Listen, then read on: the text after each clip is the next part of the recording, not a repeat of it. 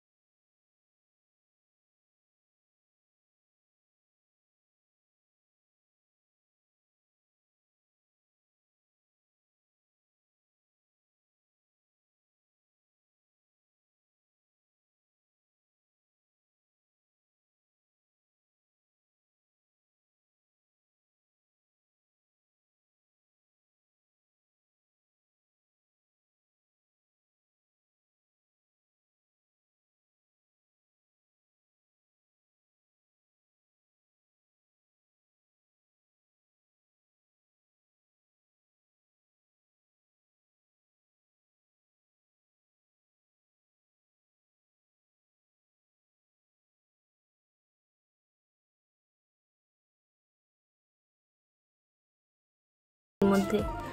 আর এই যে সবজি এনেছে, সবজি কি আছে এর মধ্যে? এর মধ্যে আছে ওলকপি। এটা হলো বছরের প্রথম ওলকপি খাওয়া হবে আজকে। আর এই যে একদম কচি কচি পালং শাক, এই পালং শাকও রান্না হবে। আর এখন বাজে 10টা। তো মেয়ে ব্রাশ করে তারপরে জল খেলো, আর একটু কাজ এদিকে ওদিকে করতে আমার বেজে গেছে 10টা। তো এখন সবাই আমরা বসে পড়েছি সকালের নাস্তা করতে। তো চলুন কি নাস্তা নিয়ে আসলো হাজব্যান্ড আমি দেখি আর আপনাদেরকেও শেয়ার করি। তো আমি সত্যি বলতে সকালে খুব একটা নাস্তা করি না, যখন ও নাইট শিফট পরে নিয়ে আসতে বললে নিয়ে আসে, কখনো বলি আনতে হবে না। আর এই যে মেয়েদিকে আবার মাথায় হেয়ার ব্যান্ড পরিয়েছে, লাইট জ্বলছে। তো সেটা আপনাদেরকে একটু শেয়ার করতে বললো। আর এই যে আজকে নিয়ে এসেছে মশলা ধোসা, তো খাওয়ার পরে না খুবই ভালো লেগেছিলো। আর এটা অনেকটা হেলদি, এর মধ্যে অনেক আর কি সবজি দেয়া থাকে। আর এটা হলো সাম্বার, আর এটা হচ্ছে ওরা একটা চাটনি বানায় অনেক কিছু দিয়ে, বেশিরভাগ নারকেল দেয়া থাকে। তো মেয়েও বসে আছে, আর ওর স্কুল এখনও ছুটি আছে, তো সেই জন্য আর কি বাড়িতে আছে, না হলে তো স্কুল থাকে। ওর 2 তারিখ থেকে স্কুল হবে। আর নিয়ে এসেছি আপনার হচ্ছে পালং শাকের পকোড়া। তো এই হচ্ছে আজ সকালের নাস্তা। তো আজকে সকালে আমরা এটাই নাস্তা করব। আর মুম্বাইতে সকালে এইসবই মেন্দু বড়া, তারপরে হচ্ছে এই ধোসা, ইডলি, এইগুলোই বেশি কিন্তু পাওয়া যায়। আর ধোসা, এই যে মশলা ধোসা, এটা কিন্তু একটাই, আর দুটো আর কি করা। তো যাই হোক, এটা একটা খেলেই কিন্তু একটা মানুষের ভালোভাবে পেট ভরে যায়। তো হাজব্যান্ড সার্ভ করছে, আর দুটো বাটিতেই করছে, একটা ওর আর একটা আমার। আর এইসব কি বলুন তো, এই সমস্ত আর কি খাবার আমার মেয়ে সত্যি বলতে কিছুই খেতে চায় না, ওর এসব পছন্দ না। তো ওকে আমি দুধ দিয়েছি, আর দুধের মধ্যে একটু পিডিয়াশোর দিয়ে দিয়েছি, তো ওটাই খেয়ে নেবে। তো হাজব্যান্ড খাচ্ছে চামচ দিয়ে, আর আমি খাচ্ছিলাম হচ্ছে হাত দিয়ে। বাঙালি হয়ে হাত দিয়ে না খেলে ঠিক জমে না বলুন। হাত দিয়ে খেলে তার একটা মনে হয় পেটটা যেন তাড়াতাড়ি ভরে যায়। তো আমি খেয়ে নিচ্ছি। আর খাওয়া দাওয়ার পরে আমার আরও কাজ আছে। তো উঠেছি আমি অনেক সকালেই, তো অত সকালে ক্যামেরা অন করে কাজ সমস্ত কিছু সব সময় আর কি আমাদের মুড আর কি ফ্রেশ থাকে না। তো সেই জন্য আর কি আপনাদেরকে কিছু শেয়ার করতে পারিনি। আর ওই টাইমটা অন্ধকারও থাকে, তো তারপরে কিছুটা আপনাদেরকে শেয়ার করছি। আর এই যে আমরা খেয়ে নিচ্ছি এখন। আর যারা নতুন বন্ধু সকলকে, পুরনো বন্ধু সকলকে আমার তরফ থেকে হ্যাপি নিউ ইয়ার, অনেক অনেক শুভেচ্ছা। নতুন বছর আপনাদের সবার ভালোভাবে কাটুক। তো চলুন তাহলে যেতে থাকুন। আর মেয়ে দুধ খেয়ে নিচ্ছে। আমার মেয়ে খাওয়া নিয়ে ভীষণ একটু বদমাইশি করে, সব কিছু ওর যদি না খেতে দাও না, ও বলবে না যে কখনো খেতে দাও।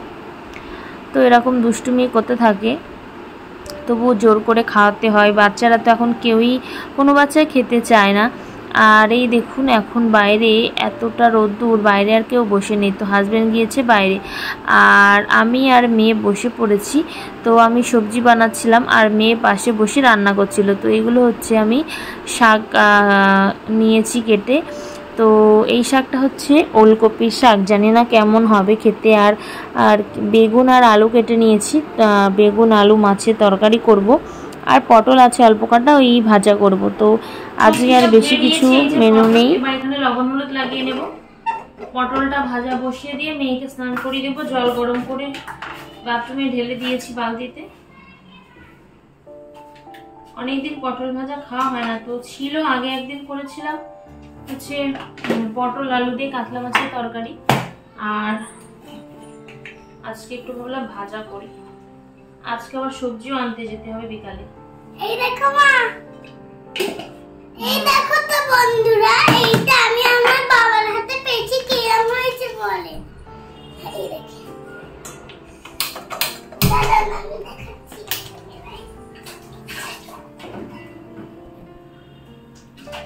এটার মধ্যে আছে সরষের তেল। সরষের তেল দিয়ে ভাজাটা করে নিই। এটা একটু ভারী চালাতে হবে, তেল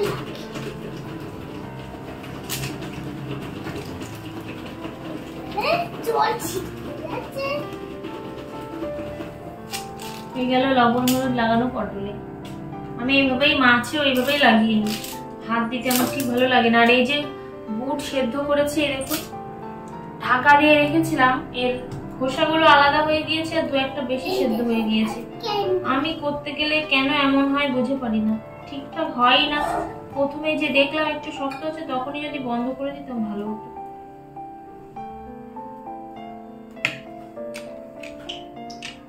মনে হচ্ছে এই ডাল বানাতে হবে, এবার ডাল করে খেতে হবে। ডাল